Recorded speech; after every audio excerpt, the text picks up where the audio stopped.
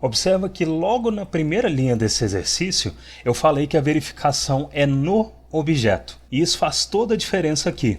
Por que esse no é importante? Esse no é importante porque se a verificação de valor é no objeto, a única forma de eu fazer uma verificação dentro de um objeto é usando uma expressão. O que é uma expressão? Diferente de um statement ou instrução, se você preferir, uma expressão é um pedaço de código que resulta em um valor. E uma expressão também pode ser inserida em qualquer lugar do código em que um valor é esperado. Já uma instrução é um pedaço de código que não resulta em um valor. A declaração de um if, por exemplo, resulta em um valor? Não.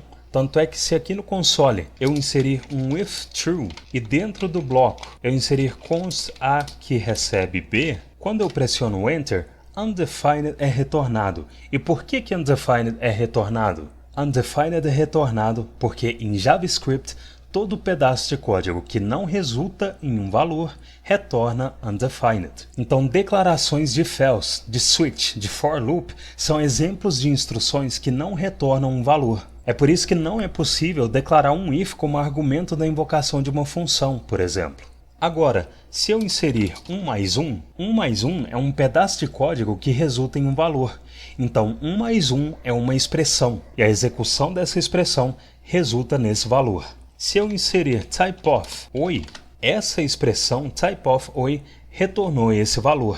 Então essa é a diferença entre instruções e expressões. Agora, eu falei que a verificação dessa const random number vai ser feita dentro do objeto. E falei também que uma expressão pode ser inserida em qualquer lugar do código em que um valor é esperado. É por isso que aqui nesse objeto eu posso declarar uma propriedade prop3 que recebe como valor uma expressão k concatenado a k. Se eu olhar o console, eu vejo que a expressão k concatenado a k resultou nesse valor. Esse código só funcionou porque uma expressão pode ser inserida em qualquer lugar do código em que um valor é esperado, e uma propriedade precisa receber um valor. Agora, se a verificação dessa const random number vai ser feita dentro do objeto, qual expressão eu posso usar para verificar um valor? Um ternário.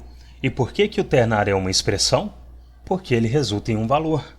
Se um ternário é uma expressão e expressões podem ser inseridas em qualquer lugar do código em que um valor é esperado, eu posso fazer a propriedade prop3 receber um ternário. Ou seja, se random number é maior que 50, a prop3 vai receber um objeto que contém uma propriedade C que armazena 3. Se não for, a prop3 vai receber um objeto que contém uma propriedade D que armazena 4. Se eu olhar o console, a prop3 recebeu um objeto com uma propriedade C que armazena 3, porque a random number armazenou um valor maior que 50.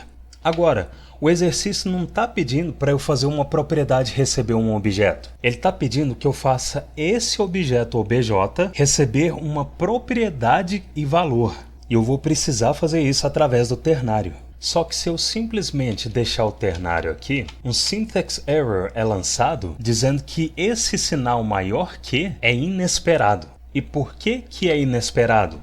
É inesperado porque a random number está sendo lida como uma propriedade do objeto e como logo em seguida tem um sinal de maior que, ao invés do sinal de atribuição, o erro de sintaxe é lançado no console.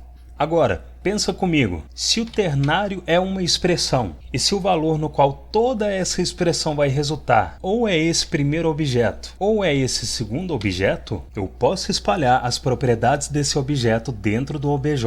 Como que eu faço isso? Eu insiro o spread operator antes do ternário. Se eu olhar o console, eu vejo que o objeto recebeu uma propriedade D que armazena 4, porque dessa vez o valor que a random number armazenou não é maior que 50. Agora, por que esse código funcionou? Esse código funcionou porque por baixo dos panos é como se o spread operator pegasse o resultado do ternário, que é um objeto, e fizesse isso aqui. Ou seja, ele removeu as chaves do objeto e jogou só a propriedade dentro do obj.